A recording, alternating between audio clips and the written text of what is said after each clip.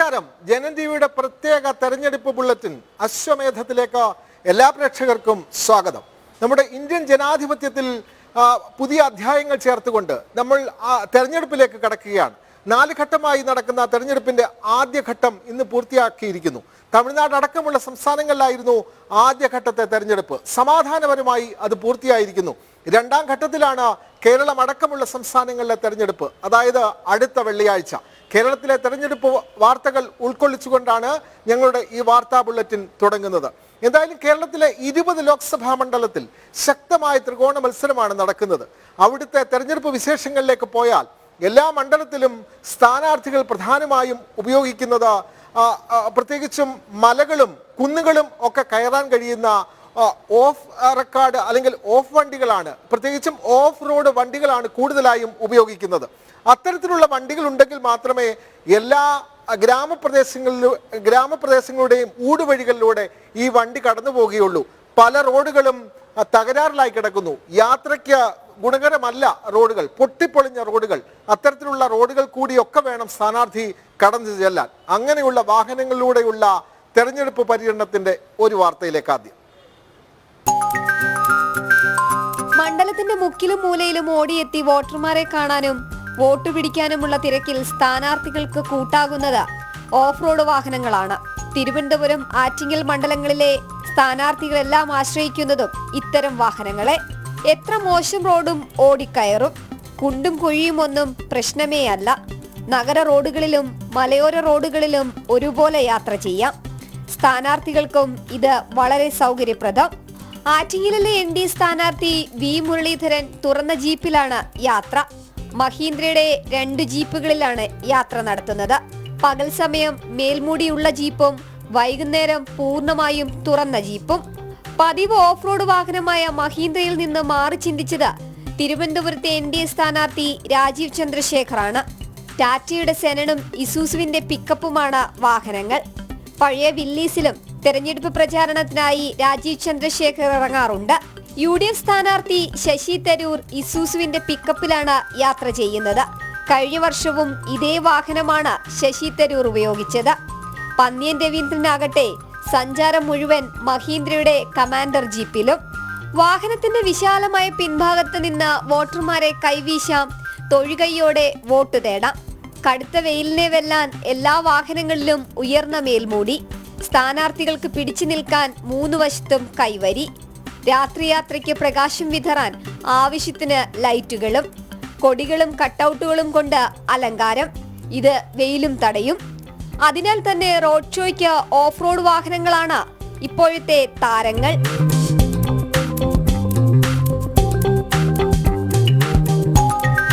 ജനം, തിരുവനന്തപുരം. തെരഞ്ഞെടുപ്പിൽ വിജയിക്കാൻ പല കുതന്ത്രങ്ങളും സ്ഥാനാർത്ഥികളും പാർട്ടികളും ഒക്കെ തന്നെ സ്വീകരിക്കാറുണ്ട്. അത് പല തരത്തിലാണ്. വോട്ടേഴ്സ് ലിസ്റ്റിലെ അട്ടിമറിയാകാം, അല്ലെങ്കിൽ ബാലറ്റ് പേപ്പറിൽ ഈ പറഞ്ഞ പോസ്റ്റൽ ബാലറ്റുകൾ, വീട്ടിൽ വോട്ട് അത് രേഖപ്പെടുത്തുമ്പോഴുള്ള അട്ടിമറിയാകാം. അങ്ങനെ പലതരത്തിൽ അട്ടിമറികൾ നടത്തുന്നു. വേണമെങ്കിൽ അപരന്മാരെ നിർത്തിപ്പോലും സ്ഥാനാർത്ഥികളെ പരാജയപ്പെടുത്താനുള്ള തന്ത്രം അതെല്ലാം നാം കാണുന്നുണ്ട്. കോഴിക്കോട് ജില്ലയിലേക്ക് ചെന്നാൽ അവിടെ വോട്ടേഴ്സ് ലിസ്റ്റിലാണ് ഇത്തരത്തിലുള്ള ചില അട്ടിമറികൾ നടന്നിരിക്കുന്നത്. അതിൽ LDFും UDFും ഭിന്നരല്ല. ഇത് കൃത്യമായി കണ്ടെത്താൻ ജനൻ ടിവിക്ക് കഴിഞ്ഞു. ആ വാർത്തയിലേക്ക്. തെരഞ്ഞെടുപ്പ് പ്രചാരണം 3 മുന്നണികളും ഒപ്പത്തിനൊപ്പം മുന്നേറുമ്പോഴാണ് ഏതു വിധേനയും ജയം സ്വന്തമാക്കാൻ ഇടതും വലതും മത്സരിക്കുന്നത്. ഇരട്ട വോട്ട് വിവാദവും വോട്ടേഴ്സ് ലിസ്റ്റിൽ കൃത്രിമം കാണിക്കുന്നുവെന്ന ആരോപണവും ശരിവെക്കുന്നതാണ് തെളിവുകൾ. നോർത്ത് മണ്ഡലം മലാപ്പറമ്പ് EUP സ്കൂൾ 86-ാം നമ്പർ ബൂത്തിൽ വേണുഗോപാൽ എന്ന വ്യക്തി വ്യത്യസ്ത ക്രമ നമ്പറിൽ 2 വോട്ടാണുള്ളത്. ഇതേ ബൂത്തിൽ ധനഞ്ജയൻ എന്ന ആൾക്കും 2 വോട്ടുണ്ട്. ക്രമ നമ്പർ വ്യത്യസ്തവുമാണ്. ധനഞ്ജയന് 1280, 1266 ക്രമ നമ്പറിലാണ് വോട്ടുകൾ. വേണുഗോപാൽ N എന്ന പേരിലും വേണുഗോപാൽ M എന്ന പേരിലും വോട്ടേഴ്സ് ലിസ്റ്റിലുള്ളത് ഒരാൾ തന്നെ. ഇതിന്റെ പിന്നിൽ ആരോ ഉണ്ട് എന്നാണ് തോന്നുന്നത്. കാരണം ഒരു ബൂത്തിൽ മാത്രമല്ല, നിരവധി ബൂത്തുകളിൽ, കോഴിക്കോട് നിയോജകമണ്ഡലം, നോർത്ത് നിയോജകമണ്ഡലത്തിന്റെ നിരവധി ബൂത്തുകളിൽ ക്രമക്കേടുകൾ നടന്നതായി കാണപ്പെടുന്നുണ്ട്. അപ്പോൾ ഇതിനെതിരെ ഞങ്ങൾ കോഴിക്കോട് ജില്ലാ വരണാധികാരിക്ക് പരാതി നൽകിയിട്ടുണ്ട്. അദ്ദേഹം ഉടനടി നടപടി എടുക്കുമെന്നാണ് ഞങ്ങളോട് പറഞ്ഞിട്ടുള്ളത്. നിഹാൽ എം എന്ന പേരിൽ 1293 നമ്പറിൽ വോട്ടുള്ള 18കാരന് വീട്ടു നമ്പർ 12240 3320 ക്രമത്തിൽ 3 വോട്ടുകളാണുള്ളത്. ഇങ്ങനെ പലയിടത്തും ഉദ്യോഗസ്ഥരെ സ്വാധീനിച്ചാണ് തിരിമറി നടത്തുന്നത്. ഭരണസ്വാധീനം ഉപയോഗിച്ച് ജനാധിപത്യത്തെ പോലും അട്ടിമറിക്കുന്ന സമീപനം സ്വീകരിക്കുമ്പോൾ അധികൃതർ കണ്ണടക്കുകയാണെന്ന വിമർശനവും ശക്തമാവുകയാണ്. ജനം, കോഴിക്കോട്. മുസ്ലിം ലീഗിന്റെ പൊന്നാപുരം കോട്ട എന്നാണ് പൊന്നാനി, മലപ്പുറം ജില്ലകൾ അറിയപ്പെടുന്നത്. അതുകൊണ്ട് തന്നെ അവിടെ ആരെ നിർത്തിയാലും ജയിച്ചു കയറാം എന്നാണ് മുസ്ലിം ലീഗിന്റെ ധാരണ. അതുകൊണ്ട് തന്നെ ഇത്തവണ പൊന്നാനി, മലപ്പുറം മണ്ഡലങ്ങൾ പരസ്പരം കൈമാറ്റം ചെയ്താണ് മത്സരിക്കുന്നത്. പക്ഷെ പൊന്നാനിയിൽ മത്സരം കൂടുതൽ കടുക്കുകയാണ്. കാരണം പൊന്നാനിയിൽ MP എന്ത് ചെയ്തു എന്നുള്ള ചോദ്യം വളരെ പ്രസക്തമാണ്. ചെയ്ത കാര്യങ്ങൾ പറയാൻ വളരെ കുറവും. അതിൽ ഒരു റിപ്പോർട്ടിലേക്ക്.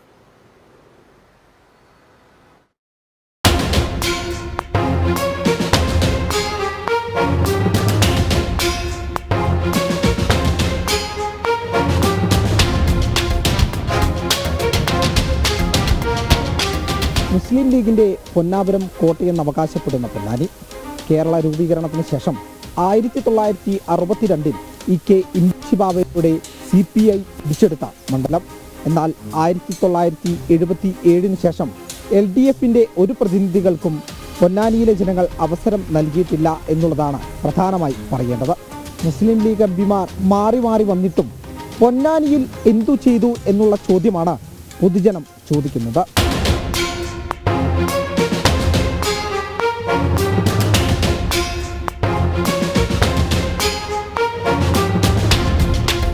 നാൽപ്പത് 45 50 കൊല്ലങ്ങളായി UDF ഇവിടുന്ന് ജയിക്കണം. ഈ സമയം വരെ പൊന്നാനിക്ക് വേണ്ടി ഒരു ചുക്കും ചെയ്തിട്ടില്ല. ഈ ബിൽഡിങ്ങിൻ്റെ 2 ഓട് പോലും മാറി അവർ വെച്ചിട്ടില്ല. നിങ്ങൾ എവിടെയും കാണിച്ചെന്നാണെങ്കിലും ഞാൻ അതിന് ചിലവിന് കയ്യാര എന്നെ കൊണ്ടുപോയി കാണിച്ചെന്നായി. പിന്നെ എങ്ങനെ അവർ ജയിക്കുമെന്ന് പറഞ്ഞാൽ കുറേ കൗമകൾ വോട്ട് ചെയ്തിട്ട് ജയിക്കണമെന്ന് മാത്രമേ ഉള്ളൂ. അല്ലാതെ ഇതിൽ വേറെ ഒന്നുമില്ല.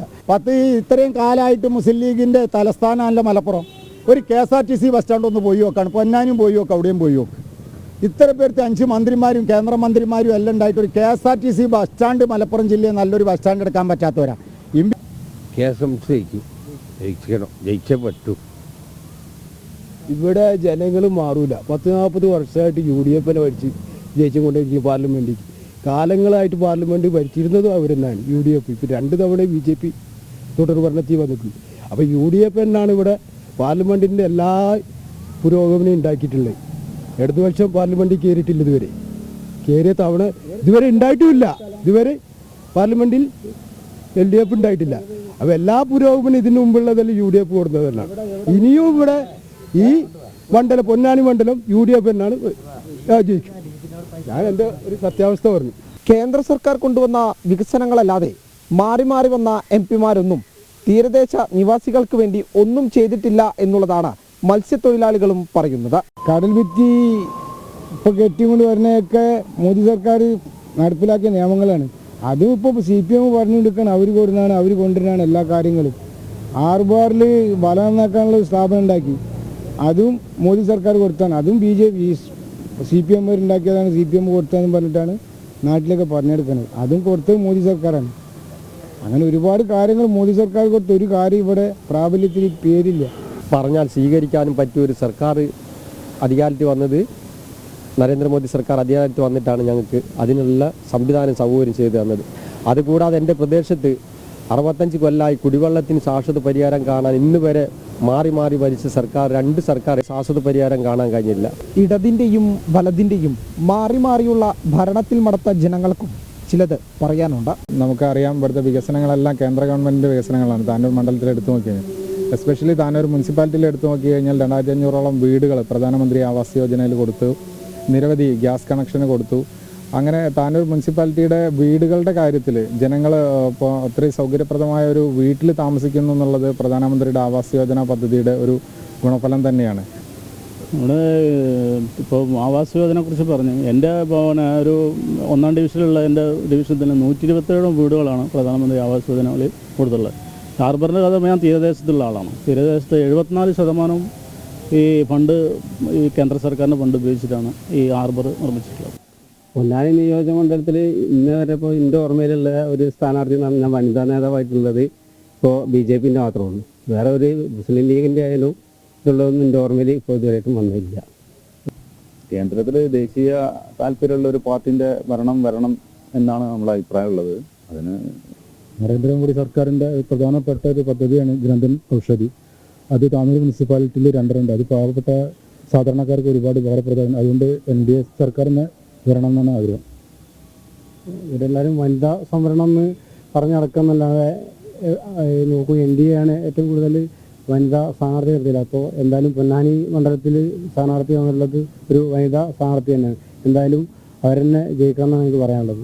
പൊന്നാനി ലോക്സഭാ മണ്ഡലത്തിൽ ഇക്കുറി പോരിനിറങ്ങുന്നതാണ് NDA സ്ഥാനാർത്ഥി അഡ്വക്കേറ്റ് നിവേദിത സുബ്രഹ്മണ്യനും UDFന്റെ അബ്ദുസമദ് സമദാനിയും LDFന്റെ KS ഹംസയുമാണ്.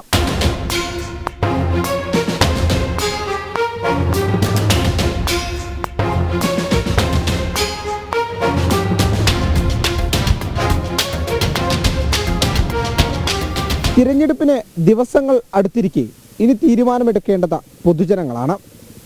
പൊന്നാനിയിൽ നിന്നും കൃഷ്ണകുമാറിനും വിജീഷിനുമൊപ്പം വി സോണൽ കൃഷ്ണ, ജനം. തെരഞ്ഞെടുപ്പിന് കൃത്യമായി ഒരാഴ്ച മാത്രമാണ് ശേഷിക്കുന്നത്. അടുത്ത വെള്ളിയാഴ്ചയാണ് തെരഞ്ഞെടുപ്പ്. ആറ്റിങ്ങൽ ലോക്സഭാ മണ്ഡലത്തിലേക്ക് വന്നാൽ കേന്ദ്രമന്ത്രിയും NDA സ്ഥാനാർത്ഥിയുമായ വി മുരളീധരൻ പ്രചാരണം ശക്തമാക്കിയിട്ടുണ്ട്. അദ്ദേഹത്തിന്റെ പ്രചാരണം, വാഹന പ്രചാരണ ജാഥ ആരംഭിച്ചത് കല്ലമ്പലത്തു നിന്നാണ്.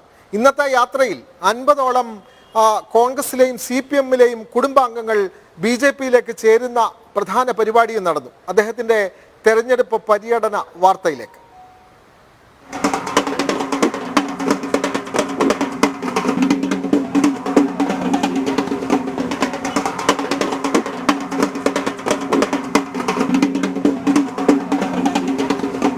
പതിവ് പോലെ തന്നെ ആവേശം ഒട്ടും ചോരാതെയായിരുന്നു ആറ്റിങ്ങൽ മണ്ഡലത്തിലെ NDA സ്ഥാനാർത്ഥി വി മുരളീധരന്റെ മണ്ഡല പര്യടനം.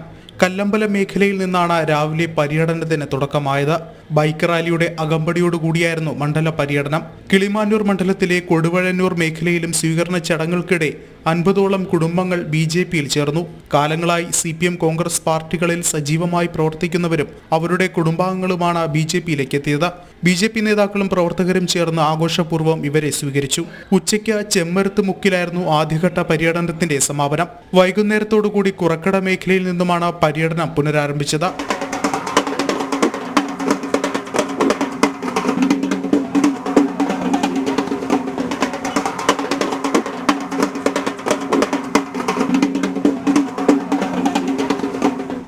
ജനം, തിരുവനന്തപുരം.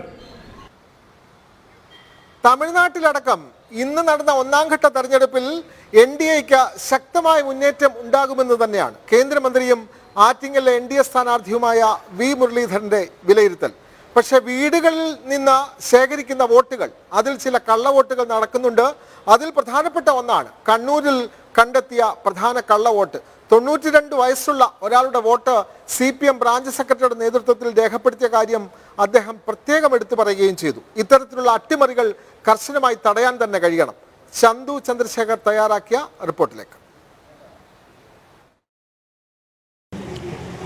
ആറ്റിങ്ങലിലെ NDA സ്ഥാനാർത്ഥി വി മുരളീധരന്റെ മണ്ഡല പര്യടനം ഇന്നും പുരോഗമിക്കുകയാണ്. കല്ലമ്പലത്ത് നിന്നാണ് ഇന്ന് അദ്ദേഹത്തിന്റെ മണ്ഡല പര്യടനം ആരംഭിച്ചത്. കഴിഞ്ഞ ദിവസങ്ങളിലൊക്കെ കണ്ടതുപോലെ തന്നെ യുവാക്കളുടെയും സ്ത്രീജനങ്ങളുടെയും ഒക്കെ അങ്ങനെ സമൂഹത്തിലെ എല്ലാ വിഭാഗം ജനങ്ങളുടെയും പിന്തുണയും സ്വീകാര്യതയും ഏറ്റുവാങ്ങിക്കൊണ്ടാണ് അദ്ദേഹത്തിന്റെ മണ്ഡല പര്യടനം പുരോഗമിക്കുന്നത്. സർ, മണ്ഡല പര്യടനം പുരോഗമിക്കുന്നു. ഇനി വിരലിലെണ്ണാവുന്ന ദിവസങ്ങളാണ് തെരഞ്ഞെടുപ്പിന്. എങ്ങനെ നോക്കിക്കാണുന്നു ഈ പ്രചാരണം?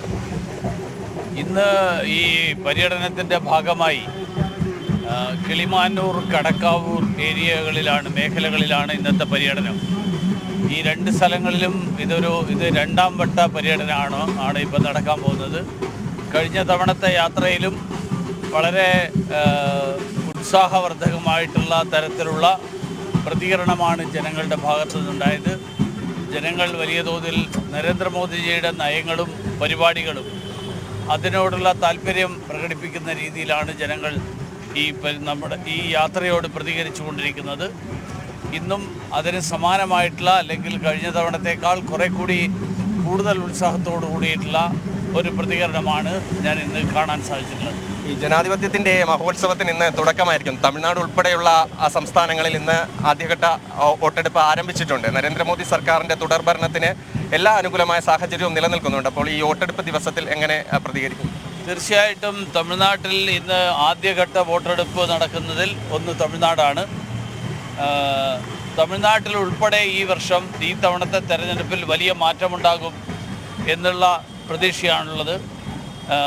കഴിഞ്ഞ കാലങ്ങളിൽ ദേശീയ ജനാധിപത്യ സഖ്യത്തിൻ്റെ ഭാഗമായി മത്സരിച്ച തമിഴ്നാട്ടിൽ ADMKയും BJPയും ഒരുമിച്ചാണ് മത്സരിച്ചിരുന്നത്. പക്ഷേ ഈ തവണ ADMKയിൽ നിന്ന് വേർപെട്ട് NDA എന്നുള്ള നിലയിൽ തന്നെ BJP നേതൃത്വം നൽകിക്കൊണ്ടാണ് ഈ തെരഞ്ഞെടുപ്പ് നടക്കുന്നത്.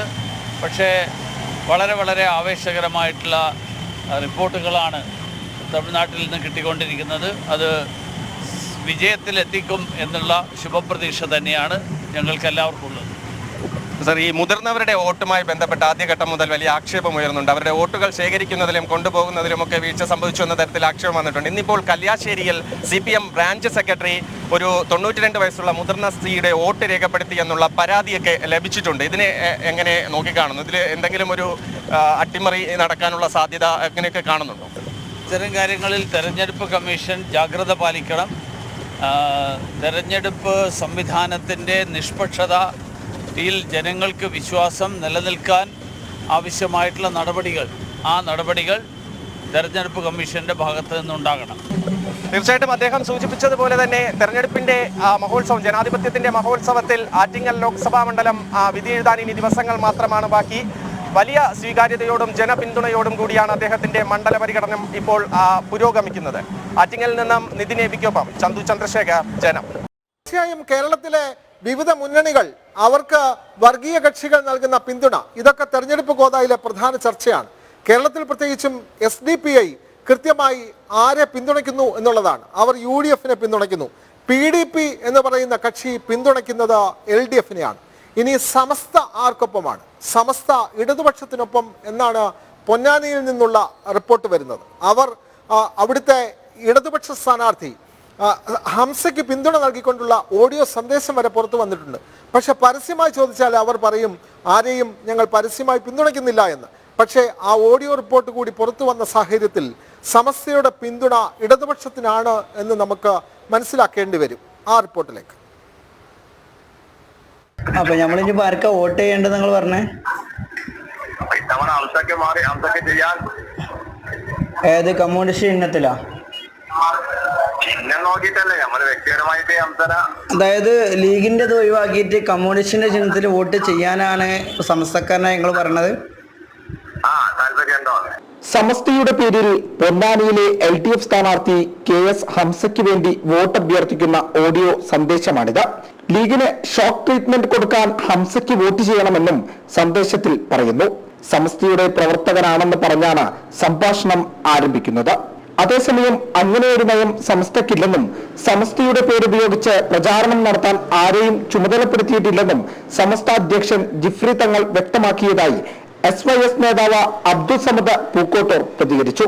വ്യക്തിപരമായി വ്യക്തികൾക്ക് രാഷ്ട്രീയമാകാം, സംഘടനയ്ക്ക് രാഷ്ട്രീയമില്ല. പിന്നെ സമസ്തയിലും മുസ്ലിം ലീഗ് പ്രസ്ഥാനത്തിലും ഒരേ ചിന്താഗതിക്കാരായ ആളുകൾ ധാരാളമുണ്ട് എന്നതാണ് ആ പഴയ നിലപാട് അങ്ങനെ തോന്നാൻ കാരണം. ഭൂരിപക്ഷം സമസ്തയിലുള്ള ആളുകളും അതുപോലെ തന്നെ മുസ്ലിം ലീഗിലുള്ള ആളുകളും മതപരമായും രാഷ്ട്രീയമായും ഒരേ ചിന്താഗതിക്കാരാണ്. അതേ സമയത്ത് മുസ്ലിം ലീഗിൽ സമസ്തക്കാരല്ലാത്തവരുണ്ട്, അതുപോലെ തന്നെ സമസ്തയിൽ മുസ്ലിം ലീഗ് അല്ലാത്തവരുണ്ട്. സ്വാഭാവികമാണ്. അതിന് പുതിയൊരു മാറ്റങ്ങളൊന്നും വന്നിട്ടില്ല. സമസ്തയുടെ പിന്തുണ തനിക്ക് ലഭിക്കുമെന്ന് KS ഹംസ ആദ്യഘട്ടത്തിലെ വ്യക്തമാക്കിയതാണ്. ഇതിന് പിന്നാലെയാണ് സമൂഹ മാധ്യമങ്ങളിൽ ഉൾപ്പെടെ ചർച്ചയായതും. തെരഞ്ഞെടുപ്പ് അടുത്തിരിക്കെ സമസ്തയ്ക്കേറെ സ്വാധീനമുള്ള പൊന്നാനി ലോക്സഭാ മണ്ഡലത്തിൽ എന്ത് സംഭവിക്കുമെന്ന് കണ്ടു തന്നെ അറിയണം. ജനം, മലപ്പുറം. ഇത്തരം രഹസ്യമായ നീക്കങ്ങളും തന്ത്രങ്ങളും അടവ് നയങ്ങളുമാണ് തെരഞ്ഞെടുപ്പിൽ വിജയിക്കാൻ വേണ്ടി മുന്നണികൾ പയറ്റുന്നത്. ഇതിൽ ആർക്കാണ് വിജയം എന്നറിയണമെങ്കിൽ ബാലറ്റ് കൃത്യമായി നമ്മൾക്ക് എണ്ണിക്കഴിഞ്ഞാലേ മനസ്സിലാകുകയുള്ളൂ. അതിന് ജൂൺ 4 വരെ കാത്തിരിക്കണം. എന്തായാലും കേരളത്തിലെ തെരഞ്ഞെടുപ്പ് അടുത്ത വെള്ളിയാഴ്ചയാണ്, ഈ മാസം 26-ന്. തെരഞ്ഞെടുപ്പ് പ്രത്യേക വാർത്തകൾ അശ്വമേധം ഇവിടെ അവസാനിക്കുകയാണ്. എല്ലാ പ്രേക്ഷകർക്കും ശുഭരാത്രി, നമസ്കാരം.